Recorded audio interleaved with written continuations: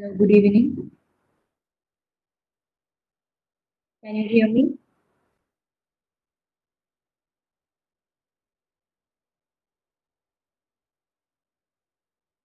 Is the audio clear?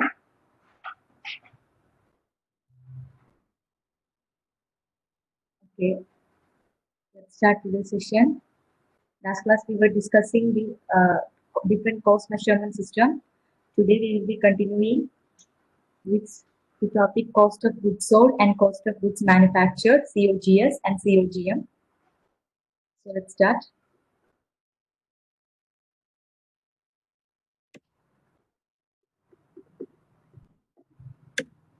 So cost of goods sold, COGS. So what is COGS? COGS is the cost of the product that is directly attributable to the producing items that was sold during a particular period. So it is the total cost of the goods that was sold during this particular period. So for each unit sold, the cost of goods sold includes the direct materials that is used in producing the item, the direct labor cost employed in producing the item, and the allocation of a portion of the or manufacturing overhead cost to that particular item.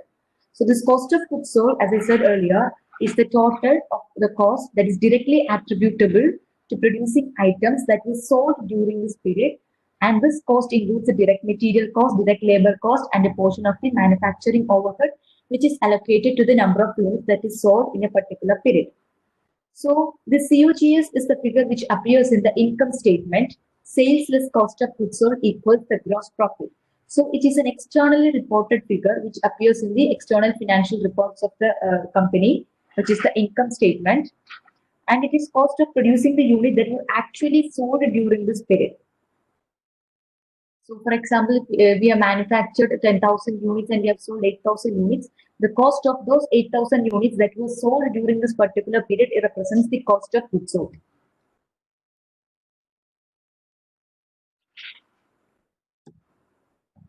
And how can we calculate this cost of goods sold?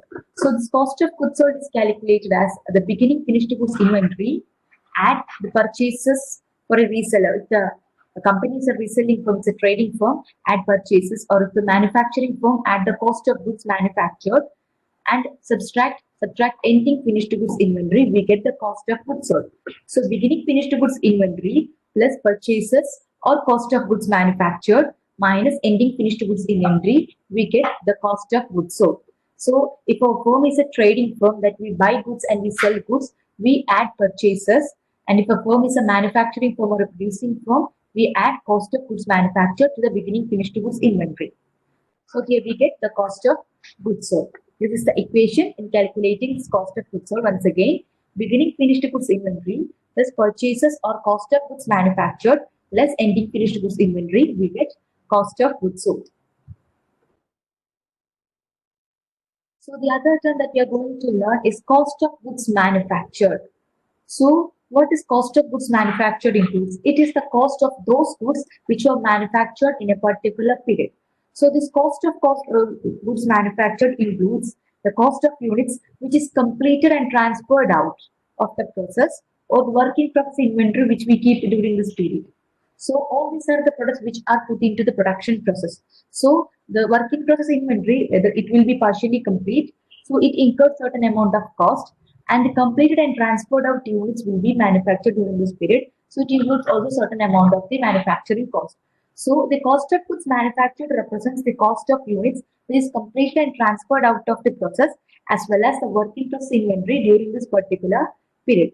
So does not include the cost of work that was done on units that were not finished during this period. So this cost of goods manufactured, it's an internal number. Cost of goods manufactured does not appear in the external financial reports or the income statement or on the balance sheet. It is an internal number. It is used for internal decision making, and it is not reported either on the balance sheet or the income statement. How can we compute the cost of goods manufactured? It's computed as the direct material used plus direct labor used plus manufacturing overhead applied. Both all these three, we get the total manufacturing cost. Along with this total manufacturing cost, we need to make adjustment for the work in process inventory. At beginning work in process inventory, subtract ending work in process inventory, we get the cost of goods manufactured. So it will be calculated as direct material used plus direct labor used plus manufacturing overhead applied to production. We get the total manufacturing cost. We need to add beginning work in process inventory and subtract ending work in process inventory. We get the cost of goods manufactured.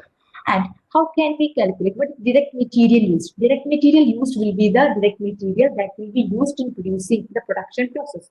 So it is computed as beginning direct materials inventory plus if there is any direct material purchases plus if there is any transportation in cost less any net returns and allowances and ending direct materials inventory need to be subtracted. We get the direct materials used. It is equal to beginning direct materials inventory plus purchases plus transportation in cost minus net returns minus ending direct materials inventory. We get direct material used in the production process. That figure needs to be substituted in direct material used. And the manufacturing overhead applied. We need to add the manufacturing overhead which is applied or absorbed to the production, not the actual manufacturing overhead which is incurred. So, in calculating the total manufacturing cost, the manufacturing overhead applied will be used, not the actual manufacturing overhead incurred. So, this is will be the two terms that we are going to discuss today. Cost of goods sold.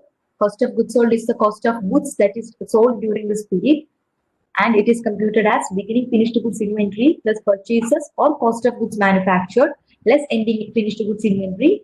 We get cost of goods sold. And cost of goods manufactured, it's the cost of the goods that were manufactured during the year, completed and transferred out of the process during the particular period. And it is computed as total manufacturing cost plus beginning work in process inventory minus ending work in process inventory.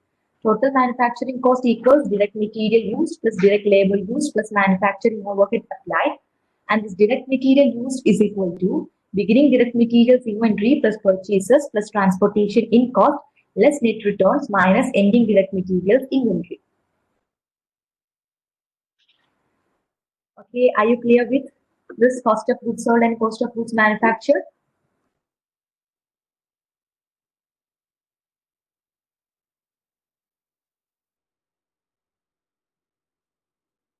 Now let's discuss some of the problems from this section, from the cost measurement system as well as cost of goods sold and cost of goods manufactured.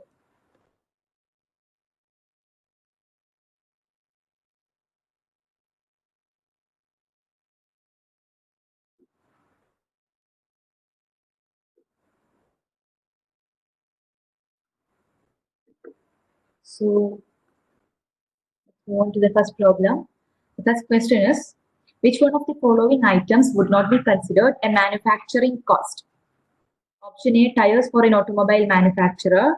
B, plant property taxes for an ice cream maker. C, sales commissions for a car manufacturer.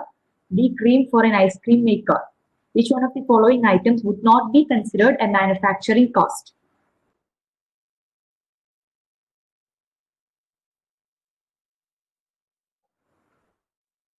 Can you give me the answer?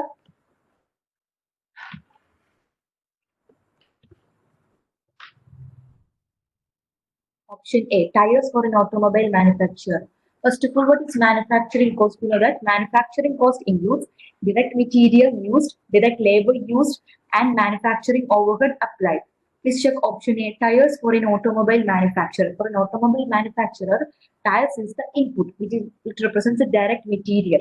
So this cost of tires for an automobile manufacturer represents the direct material cost. So which is a part of the manufacturing cost.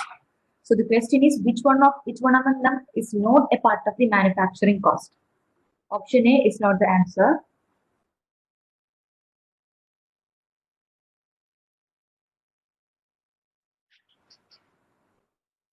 Option B, plant property taxes for an ice cream maker.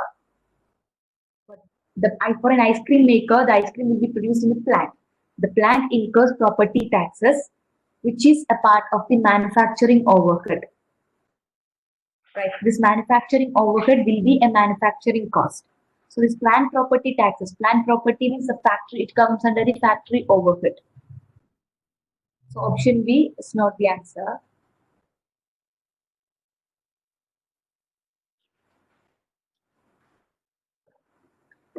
Okay, let me give the answer. It's option C, sales commissions for a car manufacturer, because a car manufacturer sales commission represents the selling cost. Selling cost is a non-manufacturing cost. It does not come under the manufacturing cost. SC is direct labor. Sales commissions. Sales commission represents, correct. For a car manufacturer, the sales commission is not a direct labor. What is the direct labor?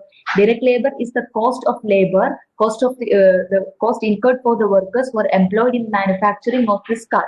So the sales commission does not represent the cost of the worker, which will be used in car manufacturing. Sales commission will be paid for the selling staffs, right? Selling staff come under the selling section, which is a selling cost, not a manufacturing cost. So the sales commission is a non-manufacturing cost. Okay. So option C is the right answer. Then check cream for an ice cream maker. It is a direct input or direct material used in making ice cream. So it is a direct material cost. It will be part of the manufacturing cost. So the answer is option C, sales commission for a car manufacturer. Are you clear?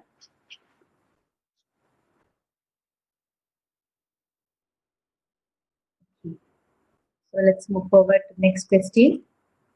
Question number 2. So can you please, what all comes under manufacturing cost? Okay. Manufacturing cost includes direct material used, direct labor used, and the manufacturing overhead applied. It is the total manufacturing cost.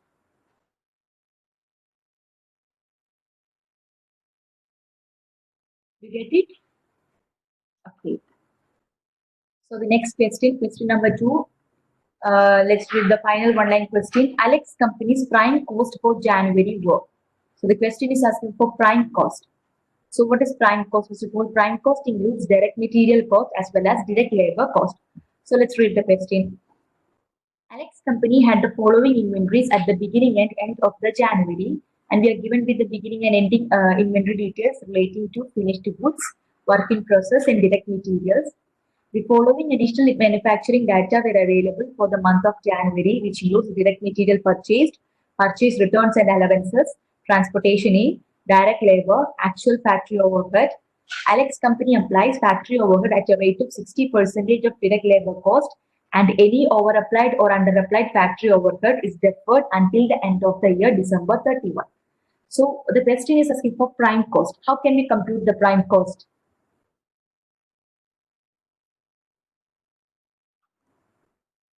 So prime cost is equal to direct material used, direct material used plus direct labor used.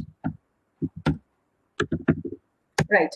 So what is the direct material used? We are given with the direct material purchased data as well as the beginning and ending direct material inventory. From this data, we need to compute the direct material used. So direct material used will be opening, beginning direct material inventory, which is 134,000 plus we need to add the purchases for direct material. Direct material purchased is given as 189,000 plus transportation in cost, which is 3,000 plus purchase returns and allowances, which is 1,000 plus less ending direct material inventory, which is 124,000. So by computing this, we get the total direct material used, which is 134,000 plus 189,000 plus 3,000 minus 1,000 minus 124,000, which is 201,000. Right. Next, we need to find the direct labor. Direct labor used is equal to, which is given in the question as 300,000.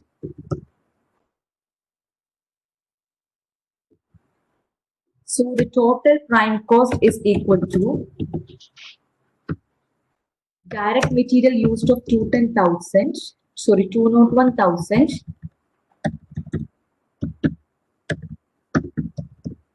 plus 300,000 of direct labor used, which is equal to 501,000. So the answer is Option D. You get it? How we compute the prime cost?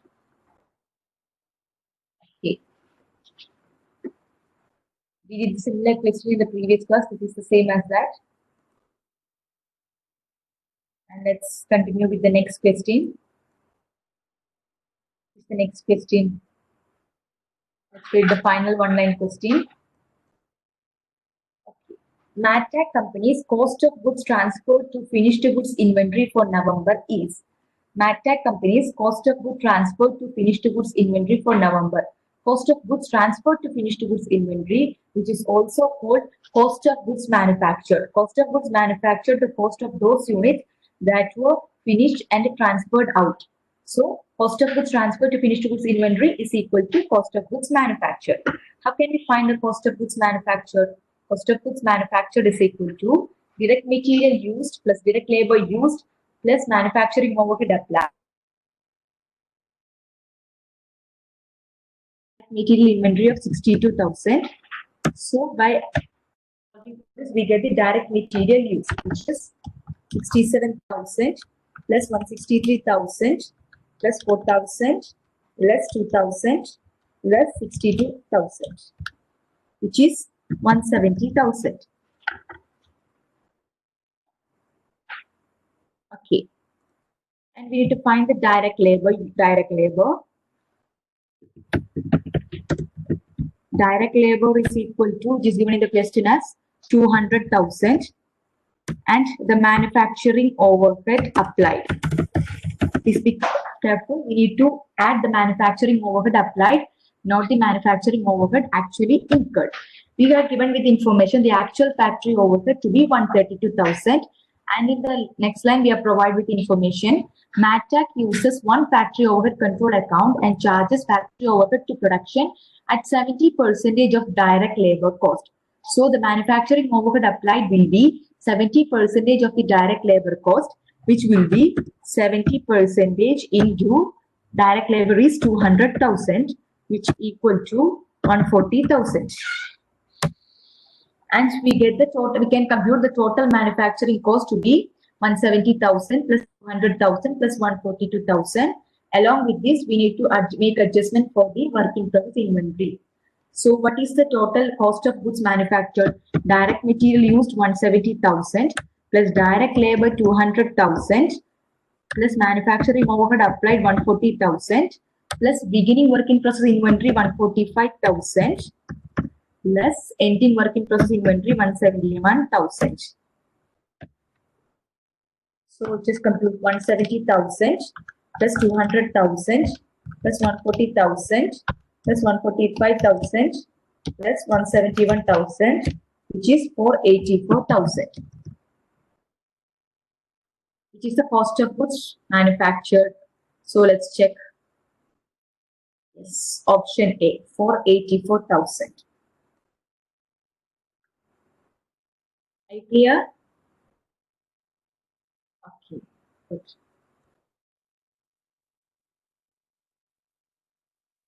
Next question, question number 4. Farber company employs a normal absorption cost system. The following information is from the financial records of the company for the year. We have provided information. The carrying value of Faber company's working process inventory at December 31. So we need to find the carrying value of ending work in process inventory. Work in process inventory at December 31, which is ending work in process inventory. And let's check the information provided above. Total manufacturing cost were 2,500,000. Cost of goods manufactured was 2,425,000. Applied factory overhead was 30% of total manufacturing cost. Factory overhead was applied to production at a rate of 80% of direct labor cost. Working process inventory at January 1 was 75% of working process inventory at December 31. So we need to find the working process inventory. So let's check the cost of goods manufactured equation. Cost of goods manufactured is equal to direct material used plus direct labor used plus manufacturing overhead applied. We get the total manufacturing cost. Total manufacturing cost plus beginning work in process inventory less ending work in process inventory. We get the cost of goods manufactured. So here we are provided with the information total manufacturing cost. Right.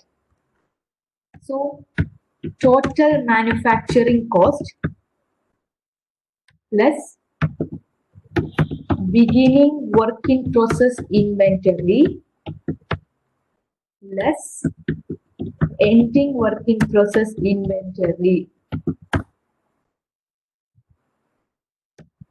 Total manufacturing cost to be 2,500,000, right? Plus beginning work in process inventory. Look, work in process inventory January 1 was 75% of work in process inventory at December 3. So let's take the work in process inventory at December 3 to be X.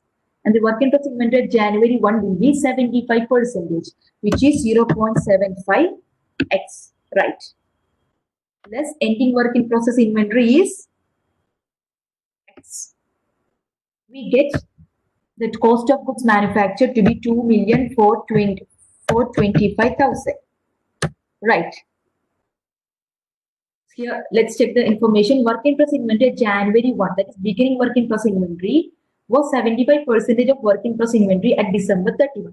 So, beginning work in process inventory represents 75% of the ending work in process inventory. So, let's take ending work in process inventory to be X. Then, beginning work in process inventory will be 75% of X, which is 0.75X, minus ending work in process inventory is X. We get cost of goods manufactured. Let's solve for this equation, right?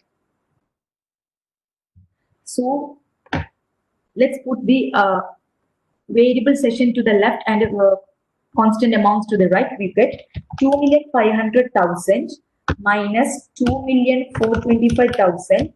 We get 75,000 equal to, let's substitute the x section to this, minus 0.75x plus x will be there. So minus 0.75 plus 1 will be 0.25x.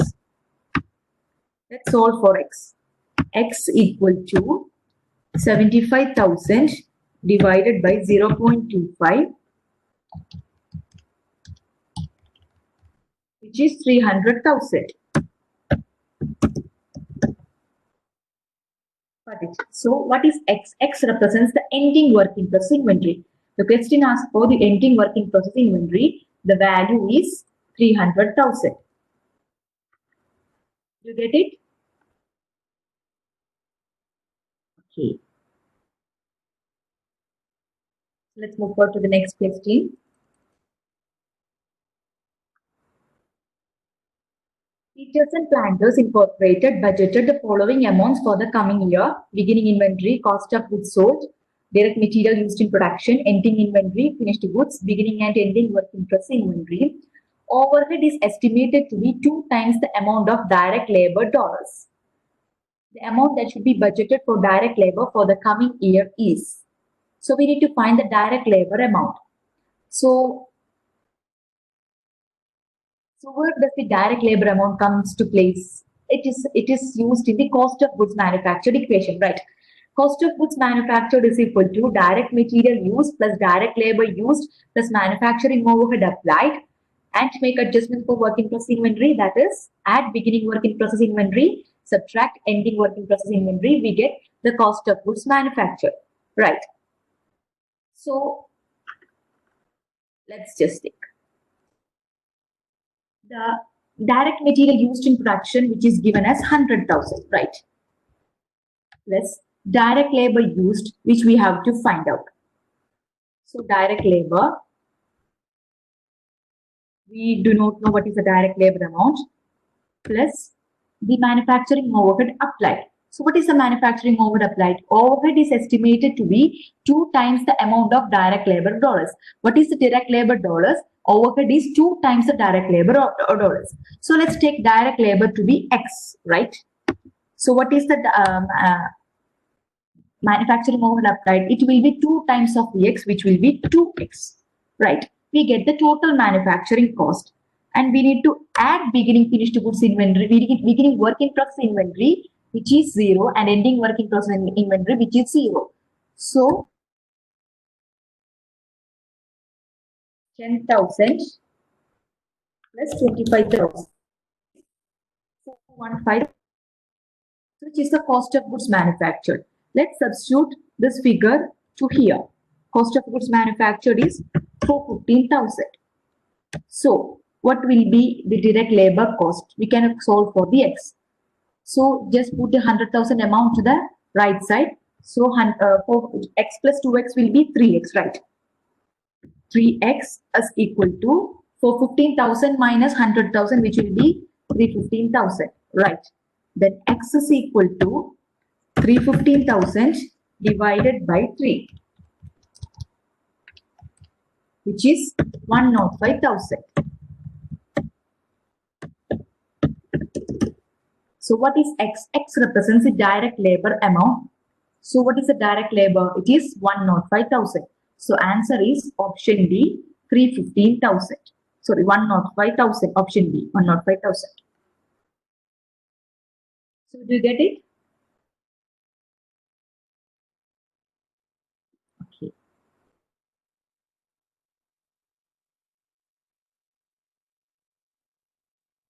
Let's move on to the next question. The question is, all of the following would appear on a projected schedule of cost of goods manufactured except for. From the following option, it will appear on the projected schedule of cost of goods manufactured, which does not appear in the cost of goods manufactured. The question is, which does not form part of the calculation of cost of goods manufactured. Option A, the cost of raw material used. Option B, applied manufacturing overhead. Option C, beginning finished goods inventory. Option D, ending work in process inventory. So, can you give me the answer? Option C, right. It's very clear. So, the cost of goods manufactured is equal to direct material used plus direct labor used plus manufacturing overhead applied plus beginning work in process inventory less ending work in process inventory. So, beginning finished goods inventory is a part of which one? It's part of cost of goods sold, not cost of goods manufactured. The next question.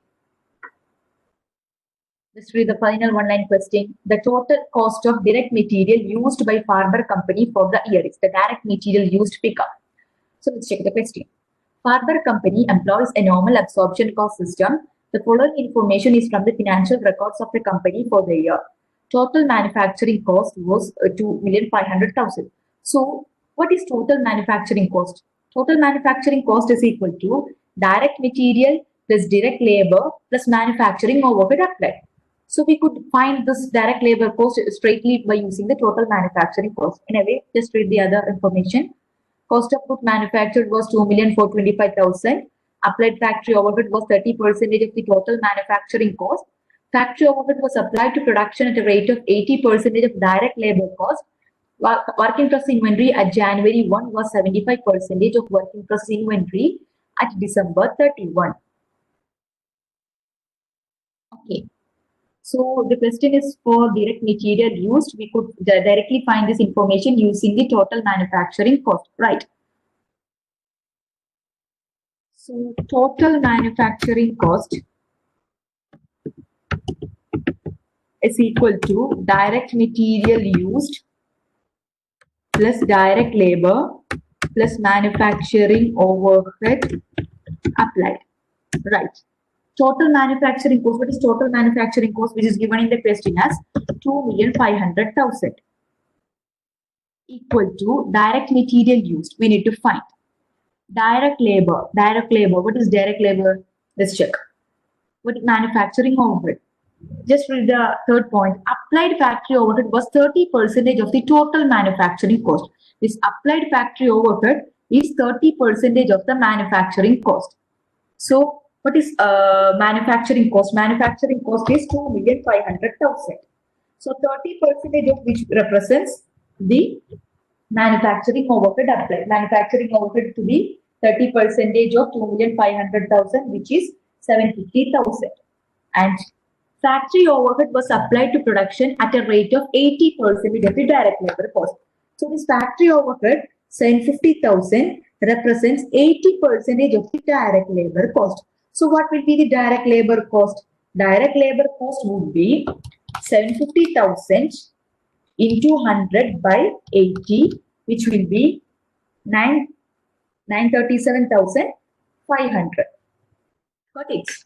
So this direct material used, we need to find direct material plus Direct labor we found out to be 937,500. As manufacturing overhead is 750,000.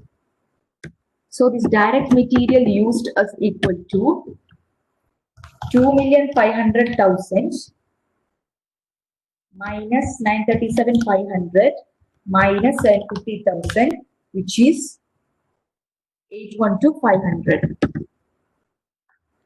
The answer is option C, 812,500.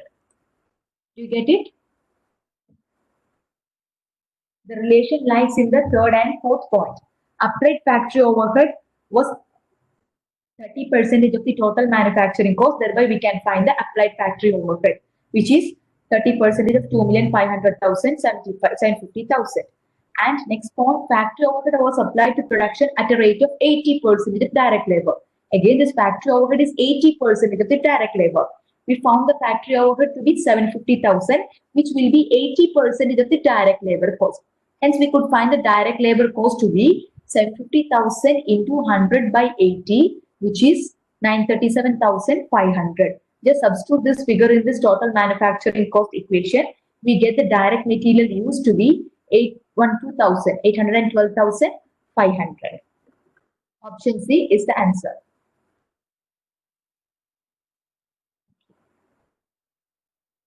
Do you get it? So let's find out. Question number 8.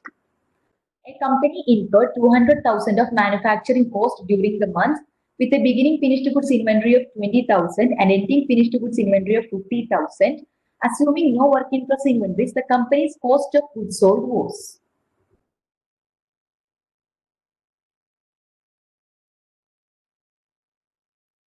So, cost of goods sold, first of all, what is cost of goods sold?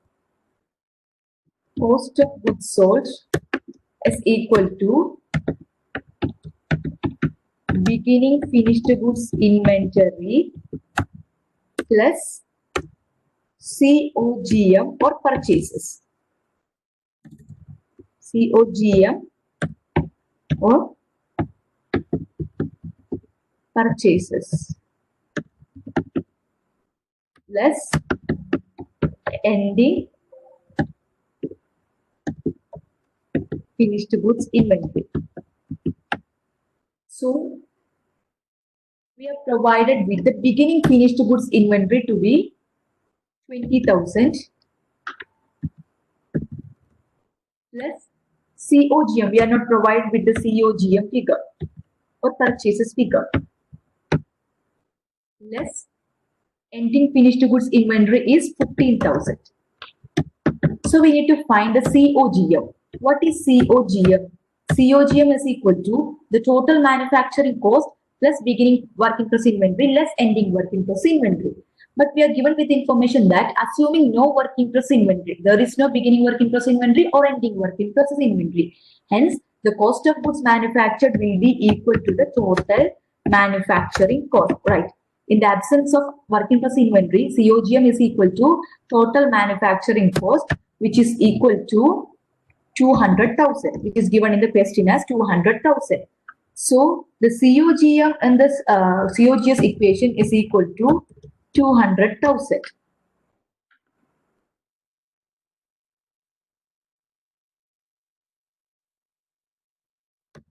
So 200,000 plus 200,000 minus 15,000. So the cost of goods sold will be 20,000 plus 200,000 minus 15,000, which is 205,000. The cost of goods sold will be 205,000. The answer is option B. You get it?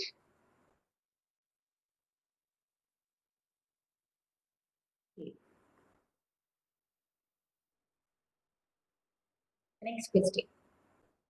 Lucy Sportswear manufactures a specialty line of t-shirts using a job order cost system. During March, the following costs were incurred in completing job ICU2, direct materials, direct labor, administrative, and selling costs are provided to us. Factory overhead was supplied at the rate of 25 per machine hour, and the job ICU2 required 800 machine hours. If job ICU2 resulted in 7,000 goods shirt, the cost of goods sold per unit would be. What are the components of the cost of goods sold? Cost of goods sold includes direct material plus direct labor plus manufacturing overhead applied. So let's compute what are the direct material, direct labor and manufacturing overhead for this. Direct material represents 13,700 plus direct labor 4,800 plus factory overhead applied. We know that factory overhead is applied at the rate of 25 per machine hour, and this job required 800 machine hours. So the factory overhead would be 800 into 25, which is 20,000. So this is going to be the total cost of manufacturing. And we are given with information like administrative and selling cost. Does this form part of the manufacturing cost? Administrative. Is administrative and selling cost and manufacturing cost? Yes, yes. It's a non-manufacturing cost. So in finding the cost of goods sold, we need not add this administrative and selling cost because they are non-manufacturing costs.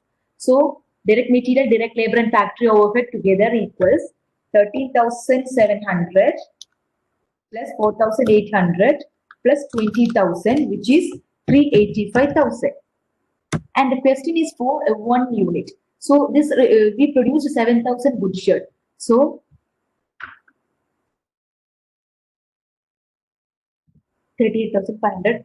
So this 38,500 is incurred in the production of 700 shirt. So one shirt equals, sorry, 7,000 shirt. One shirt equals 38,500 divided by 7,000, which is 5.5.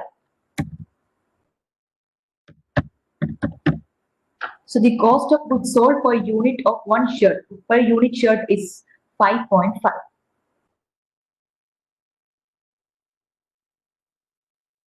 You get it? Okay.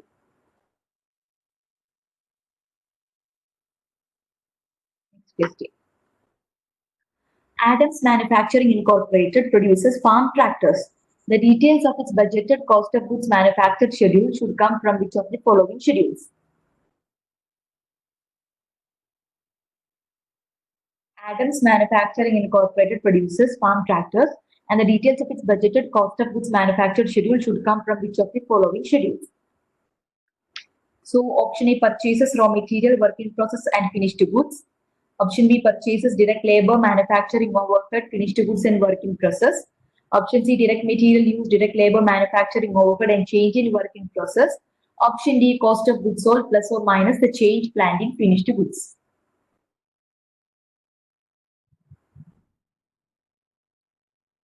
Question number 10. Can you give me the answer? It's just the component of the cost of goods manufactured. Yes, option C, you are right. So direct material used plus direct labor plus manufacturing overhead and the change in work in process inventory equals the cost of goods manufactured. Okay. Next question that we discussed yesterday. Okay, question number 12. Given the following data for Scurry Company, what is cost of goods sold?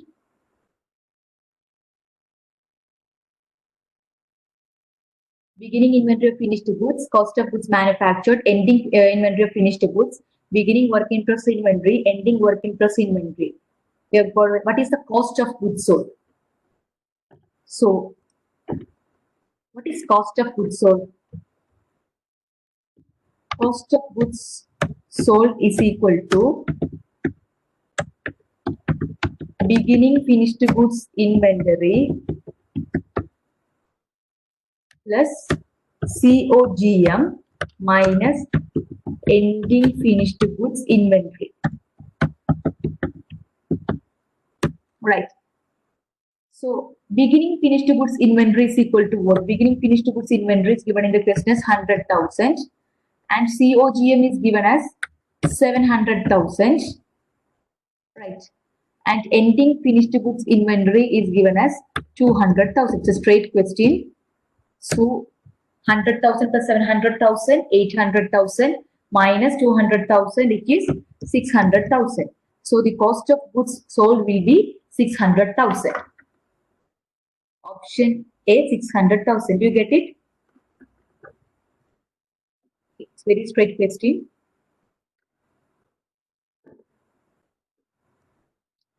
Okay, question number 30. The information contained in a cost of goods manufactured budget most directly relates to the option A, material used, direct labor, overhead applied, and finished goods inventories budgets. Option B, material used, direct labor, overhead applied, and work in process inventories budgets. Option C, material used, direct labor, overhead applied, and ending work in process budgets. Option D, material used, direct labor, or overhead applied, work in process inventories, and finished goods inventories budget.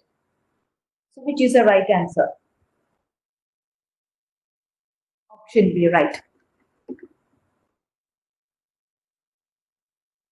So, material use, direct labor, overhead applied, and change in work in process inventory. Work in process inventory is the component of that cost of goods manufactured. Finished goods does not form part of the cost of goods manufactured. It forms part of the cost of goods sold.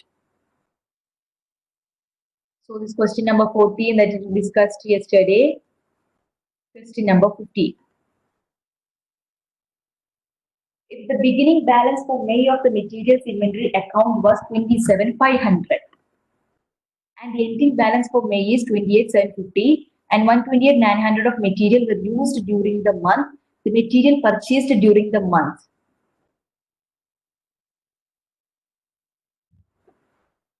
So direct material purchased. We're asking for the direct material purchase. We know that direct material used is equal to beginning direct materials plus purchases plus transportation in less allowances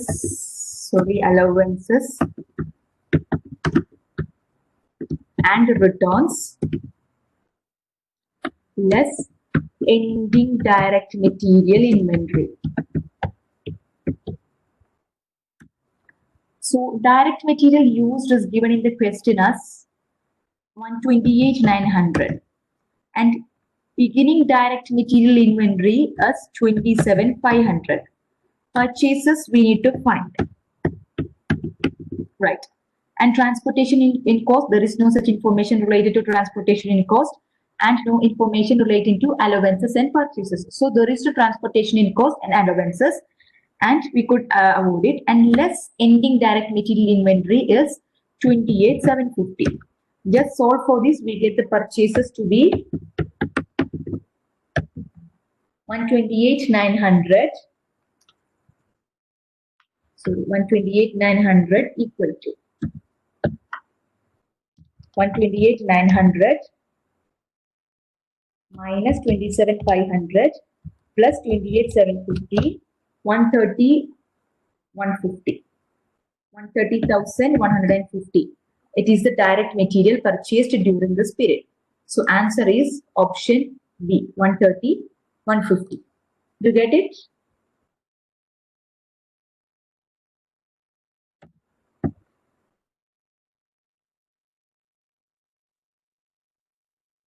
You get it? Have we computed this direct material purchases? 1 minute. Okay, give me time.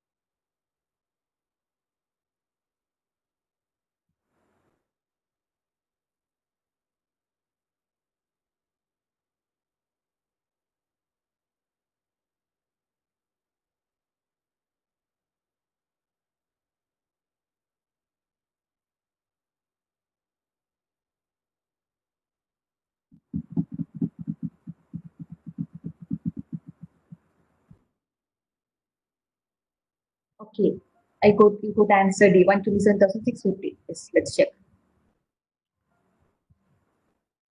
So, if the beginning balance for May of materials inventory account was 27,500, which is direct material inventory 27,500 beginning, and ending balance for May is 28,750, and the material that is used in this production is 128,900.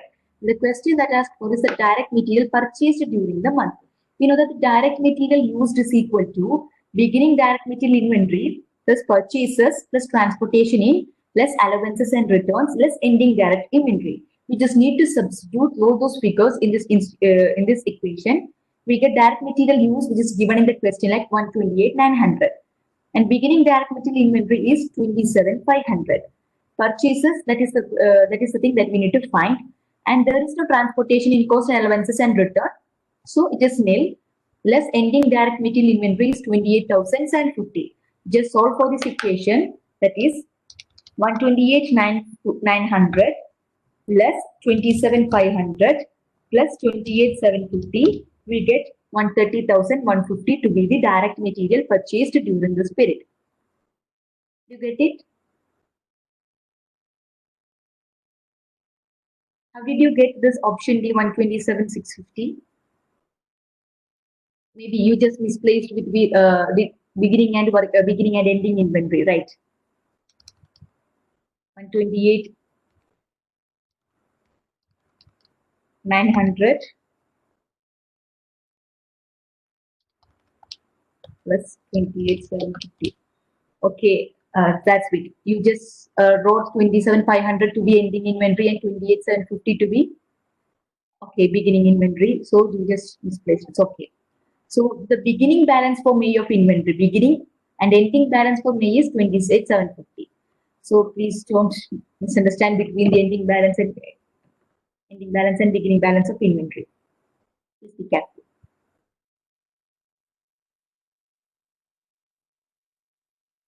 Okay. Now are you clear? So that's all the questions from this cost of goods manufactured and standard actual costing and normal costing. Are you clear? Is there any doubt?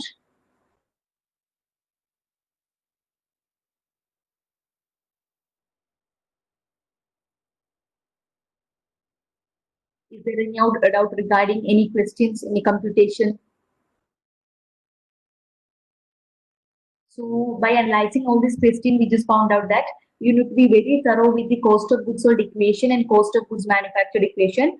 Whether they will ask directly what is cost of goods sold, what is cost of goods manufactured, or whether they will miss out any information, and you need to find that information, like direct material used equation. You need to be very thorough with that, and make thorough that manufacturing overhead applied will be used, not the actual manufacturing overhead.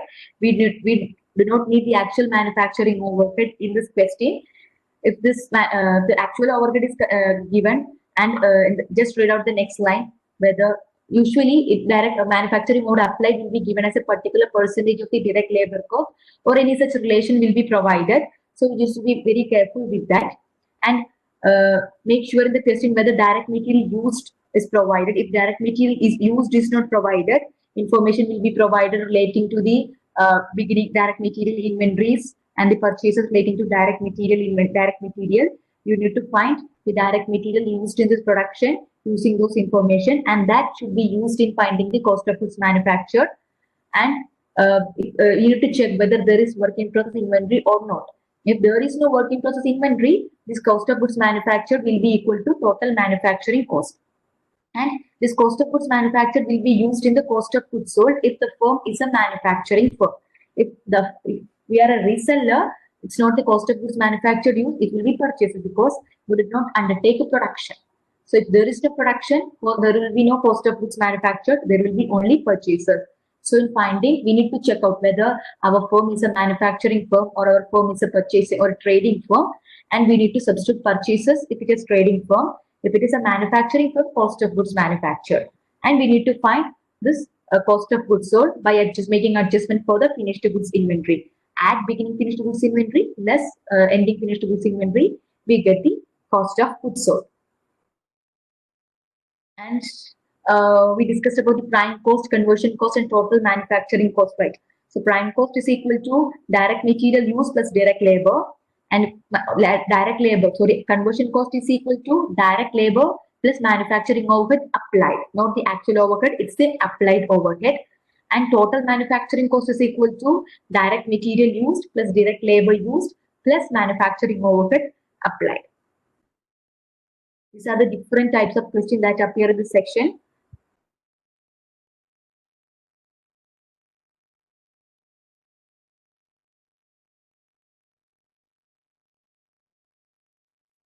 So once again, the standard costing. In standard costing, everything item, every direct material, direct labor, and overhead will be applied on a standard rate basis and standard quantity basis, which is standard rate into standard quantity.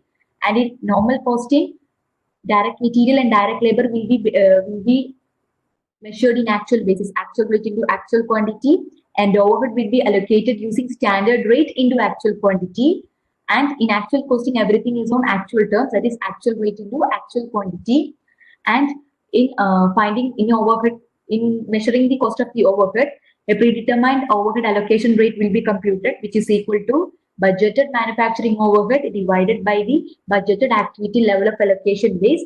This is the same as the estimated normalized rate, which is used in the computing overhead cost in normal costing. This estimated or normalized rate or normal rate is equal to predetermined overhead rate, which is computed as budgeted overhead divided by the budgeted activity level of allocation base. And we know that the only difference between the normal costing and actual costing is in the measurement of the overhead. In normal costing, overhead is allocated using the standard rate, but in actual costing, normal head is allocating the allocation rate used is the actual rate, not the standard rate. So there will be no direct material variance or direct labor variance when normal costing is used for cost measurement.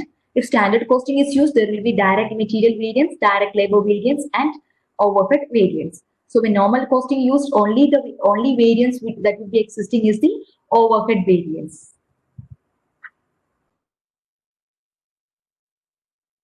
So are you clear?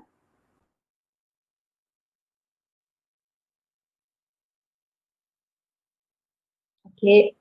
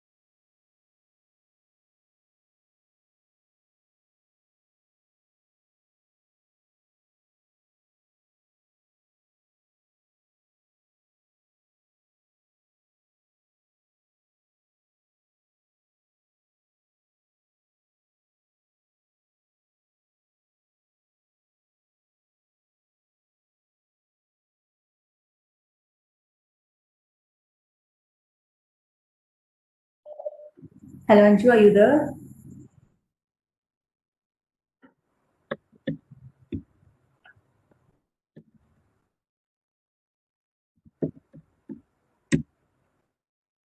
Okay.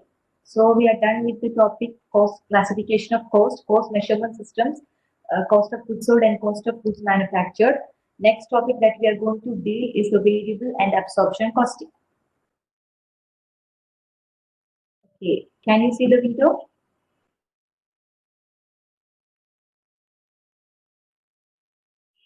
Okay, done. So So this variable and absorption costing is the two methods of inventory costing.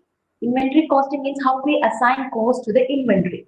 So this variable and what are costs are included in the cost of inventory. This variable and absorption costing is the two different methods that is used in inventory costing. So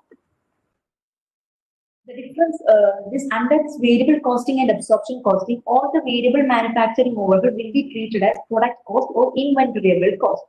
And the main difference between this variable costing and absorption costing is in the treatment of the fixed manufacturing overhead. In variable costing, this fixed manufacturing cost is treated as a period cost. It is expensed as they are incurred. But in absorption costing, this variable manufacturing overhead, so the fixed manufacturing overhead is treated as a product cost or inventory cost, and it is added to the cost of the inventory. So this variable costing is used for internal decision making purposes only. It is used for this internally, but absorption costing is used for external purposes because in external financial reporting, the inventory should be measured at absorption costing. Absorption costing we should be used. We could not use variable costing in external financial report. So this absorption costing in external financial report or the income statement, we use the absorption costing.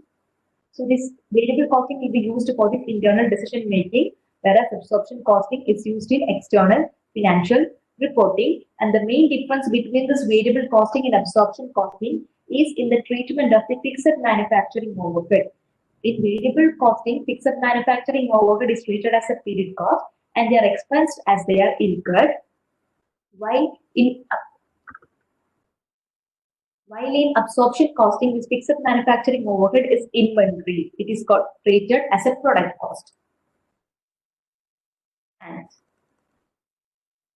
fixed factory overhead under absorption costing. As we said earlier, it is used for external reporting, and this fixed factory overhead is allocated to the cost allocated to the units that is produced. A part of the fixed manufacturing overhead will flows to the units that is sold. So we need to find, in order to allocate this fixed manufacturing overhead, we need to find out a overhead allocation rate which is calculated as budgeted monetary amount of fixed manufacturing overhead divided by the budgeted activity level of the allocation phase.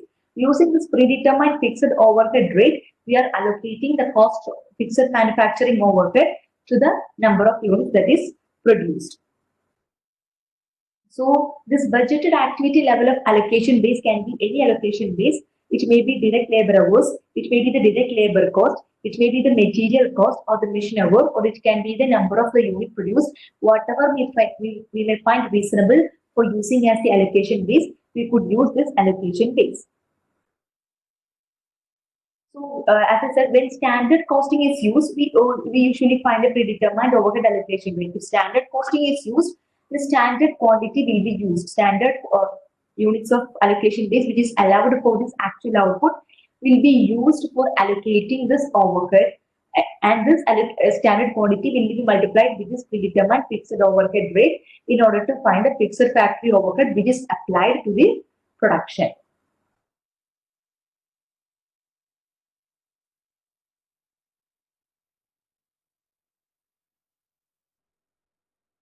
So this absorption costing is required in the external financial reporting as per the US GAAP, US generally accepted accounting principle for external financial reporting, and also for the tax authorities, it is required by the tax authorities for tax reporting. So, in by using absorption costing, this operating income will be influenced by the allocation of the fixed factory overhead, because in variable costing we did not allocate this fixed factory overhead to the production. It will be expensed as they are incurred, treated as period cost. But in absorption costing, it will be treated as the cost of inventory. So in absorption costing, the cost of the inventory will be very higher than in variable costing, because a part of the fixed manufacturing overhead will form part of the inventory cost.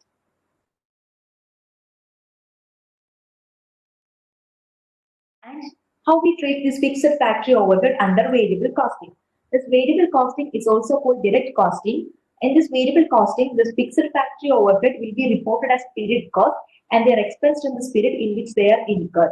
So, irrespective of the level of the sales, this all of the fixed factory overhead that is incurred during this period will be reported as expense in the income statement. So, as per this US GAAP, we could not use variable costing for external financial reporting. This variable costing is only used in the internal decision making purposes only.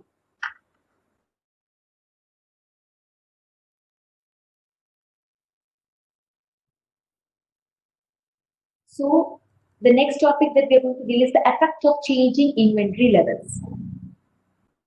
Are you clear with this difference between the allocation of fixed factory overhead in variable costing as well as absorption costing?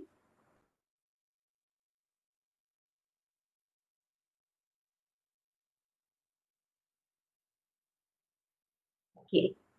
So the next topic that we are going to deal is how the change in the inventory level is going to affect the operating income under absorption costing as well as the uh, absorption operating income under variable costing.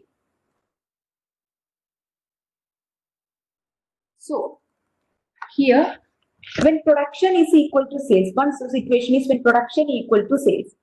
When the production level and the sales level are equal, there will be no difference between the operating income reported under absorption costing and variable costing, because all of the fixed cost incurred will be treated as a product cost, because production will be equal to sales. What all we produce, we sell that during that period. When production equal to sales, the operating income reported under the variable costing and absorption costing will be same, because all of the fixed manufacturing overhead incurred will be charged to the income statement. Right.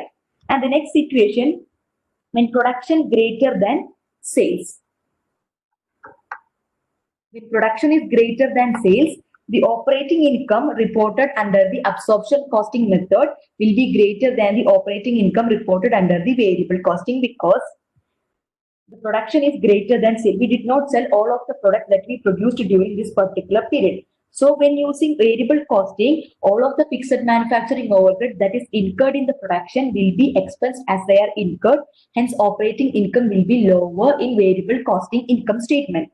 Whereas in absorption costing, all of the fixed manufacturing overhead incurred will not be reported. Only those fixed manufacturing overhead that is applicable to the number of units sold will be reported in the income statement. Remaining will remain as ending inventory, and that will flow to the balance sheet. So that will form part of the inventory cost and will be shown as ending inventory in the balance sheet. So the operating income reported under the absorption costing will be greater than the operating income reported under variable costing, because of the difference in the treatment of fixed manufacturing overhead. Got it?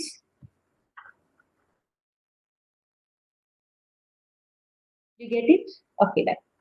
So the next situation, if the production is less than sale.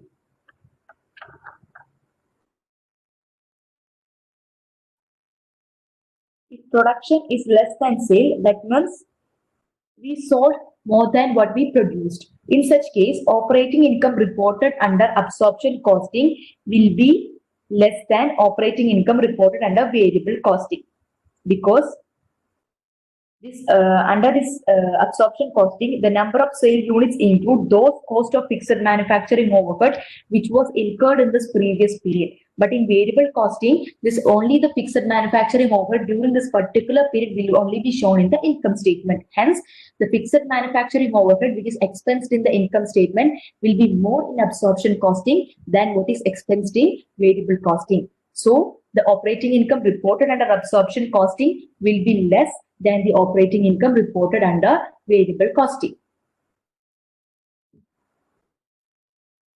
So, are you clear?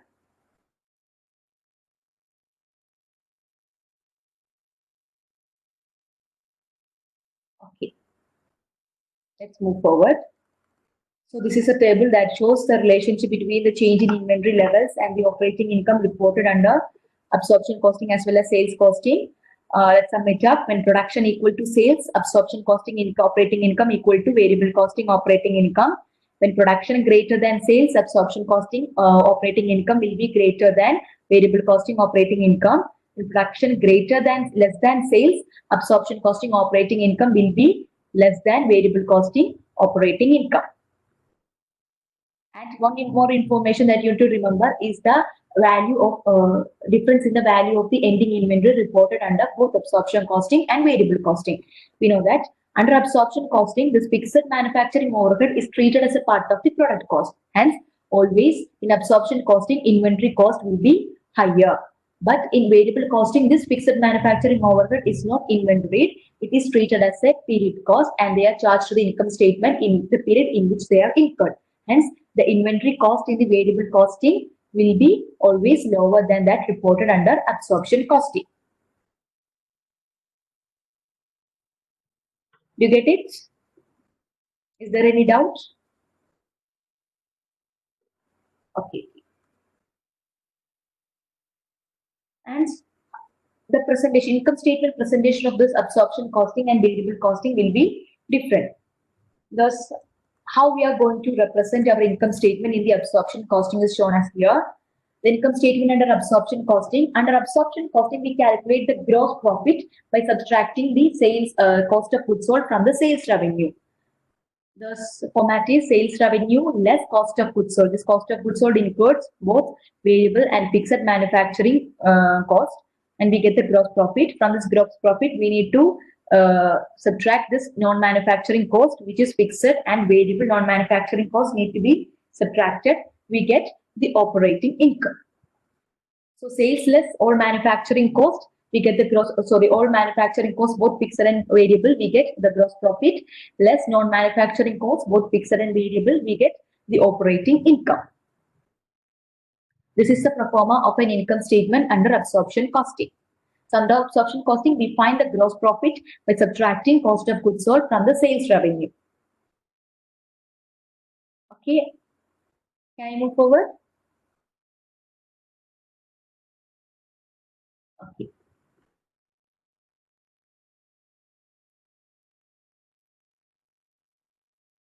So the income statement under the variable costing. Before we said that under absorption costing, we are finding the gross profit by subtracting cost of goods sold from the sales revenue. But in variable costing, we are finding this contribution margin, contribution margin by subtracting all variable costs from all variable, both manufacturing and non-manufacturing costs will be subtracted from the sales revenue. We get the contribution margin. So let's see what is the format of an income statement under variable costing. It is also called contribution margin income statement or direct costing income statement. Here, sales revenue less variable manufacturing cost, we get manufacturing contribution margin. From that, we need to subtract this variable non-manufacturing cost, we get the contribution margin. From this, all fixed non-manufacturing and non-manufacturing costs need to be subtracted. We get the operating income.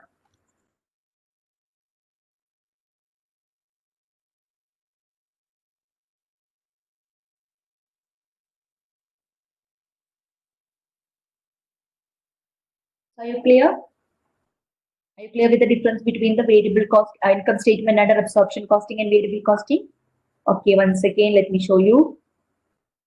This is the format of a income statement under absorption costing, sales revenue less cost of goods sold, we get the gross profit, less variable non-manufacturing cost and fixed non-manufacturing cost, we get operating income.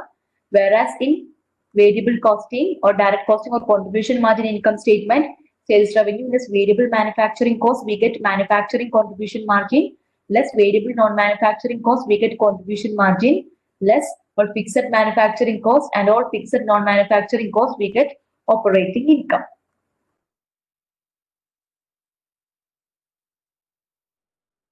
So next topic that we are going to deal is the benefits and limitations of absorption costing and variable costing.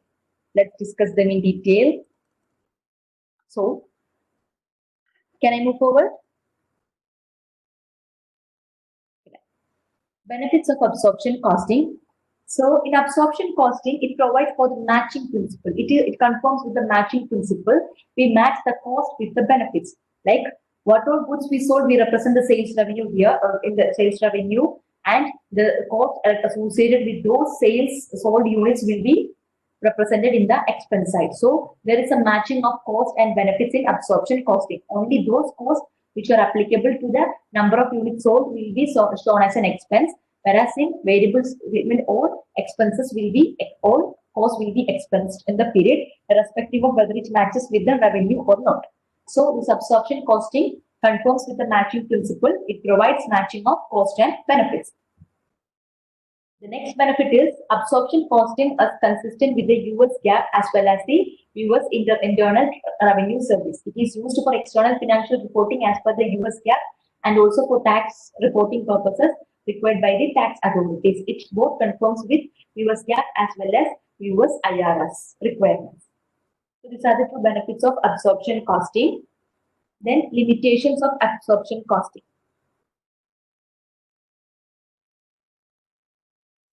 So we know that a part of the fixed manufacturing overhead will be treated as product cost and will be inventoried and the remaining will flow to the ending inventory and will be shown in the next period. So this provides a chance to the managers, or they can manipulate this operating income by overproducing. If the production exceeds sales, operating income under absorption costing will be greater than operating income under variable costing. So this managers take this as an opportunity to manipulate the operating income by overproducing. So when there will be production greater than sales, operating income reported under absorption costing will be higher. So they can use in external financial reporting, the operating income will be higher. So this will be tempt the managers to manipulate this production operating income by overproducing. So, and the next, when the number of units sold, when sales is greater than the production, the inventory level will decreases. So, under operating income will be lower under absorption costing. That's the opposite of what is discussed in the first point.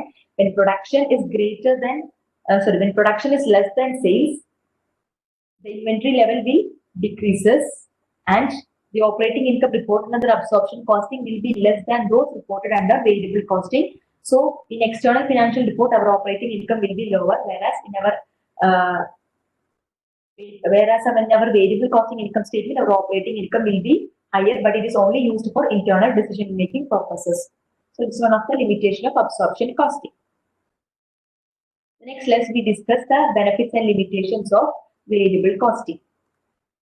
So the first benefit of variable costing is we could analyze the impact on the operating income with the varying sales volume. If the sales volume changes, we could analyze the impact of operating income because of the change in the sales volume. Because of variable costing, the operating income will varies in proportion to the change in the sales volume. So the next limitation is we do not include the fixed manufacturing cost in computing the cost of units produced. So we avoid this fixed. Fixed costs are usually unavoidable costs. Whether we produce or not, we need to incur those fixed costs. So we do not treat this fixed cost as a part of the product cost. So this helps the company to make better and more informed decisions about the profitability and the product mix decisions. It will be very helpful for the company in making product mix decisions and decisions relating to the profitability of the company.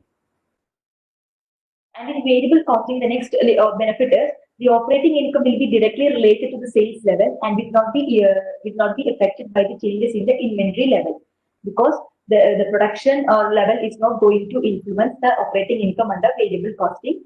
So change in inventory level is not going to influence our operating income. This is one of the benefits of variable costing. And the next benefit is variance analysis of fixed overhead cost is less confusing than it is with absorption costing. Under absorption costing, all of the fixed costs will not be treated as product cost. Only that product fixed cost which related to the sold units will be treated as product, will be shown in the income statement. Hence, the fixed overhead cost variance analysis related to the fixed overhead the fixed overhead spending variance and fixed overhead volume variance, this calculation will be less confusing to us. And the impact of fixed cost on operating income is obvious and visible under variable costing because all of these fixed costs will be treated as expense in the income statement. They are treated as period cost and they are expensed as they are incurred. And in variable costing, we find the contribution margin by subtracting more variable cost from the sales revenue. Hence, we can find out what a product or a division contributes to the overall profit of this company. The contribution to fixed cost, contribution by the product or division to cover this fixed cost can be easily determined using this variable costing.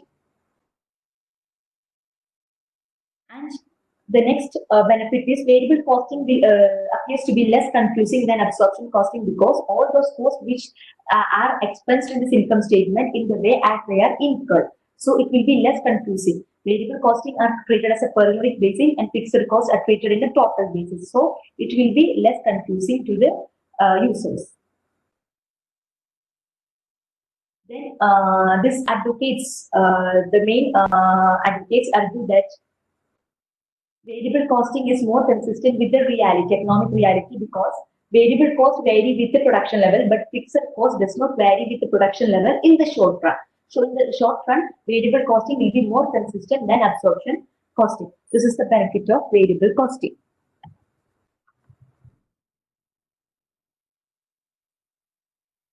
Next, the limitations of variable costing. So one of the main limitations of variable costing is it does not conform with the matching principle. So the cost and benefits will not be matched because all of the fixed manufacturing overhead will be expensed as they are incurred irrespective of the sold units. So it does not conform with the matching principle. It is not acceptable for income tax reporting purposes also. As per the US Internal Revenue Service, that does not conform to variable costing. And one of the limitation is only variable manufacturing cost will be treated as a part of this inventory. So this fixed there will be fixed manufacturing costs that are necessary for the production of this product. This fixed manufacturing overhead will be ignored in fixed manufacturing cost will be ignored in computing the product cost. So we need to separate in variable costing, variable cost and fixed cost are separated. So we need to separate the selling and administrative cost. It contains both fixed and variable elements. It may be semi-variable too. We need to separate this selling and administrative expenses into fixed and variable component. It will be a very difficult process or very time-consuming process too.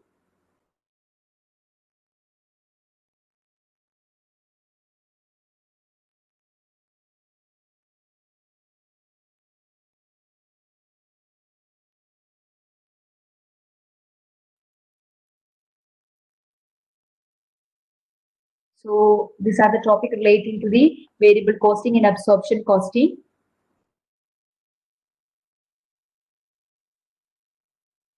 Is there any doubts?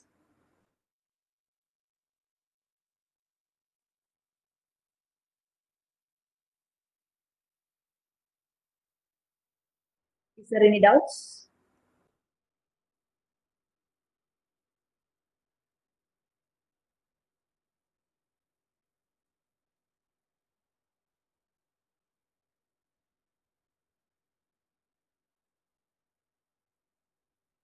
Are you clear with the difference between the variable costing and absorption costing income statement?